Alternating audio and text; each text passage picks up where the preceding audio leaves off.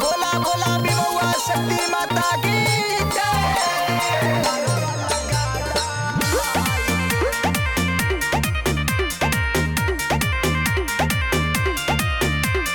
माई के पंडाल बड़ी प्यारा लगेला, देखा न गजबे नजारा लगेला।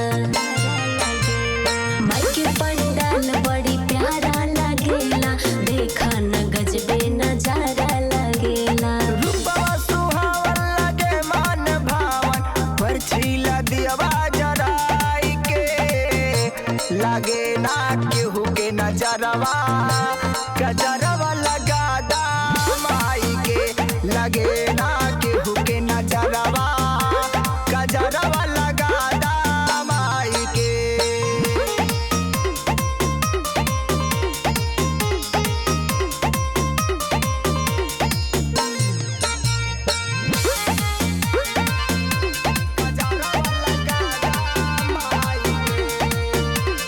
मूर्ति से देखा मैया लगे मुस्काली, शेर पे सवार बाड़ी मैया शेरवाली।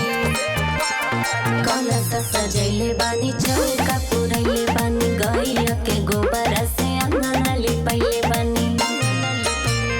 बउआ पखारे दा केसिया सवारे दा, फूल ले आवा अढ़ऊल के लगे ना केहू के नजरवा, गजरवा लगा दा माई के लगे ना केहू के नजरवा, गजरवा लगा दा माई के।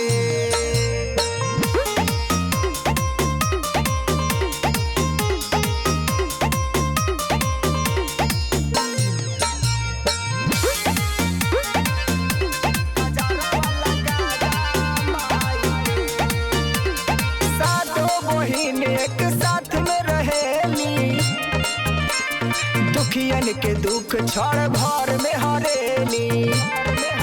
अरे कही के पूजनवा, खुश भइल मनवा, धन भइल जीवन माई के छुई के चरणवा। कहे गुण सागर भक्ति में लागल, बोला जे करा नच गाई के लगे ना केहू के नजरवा,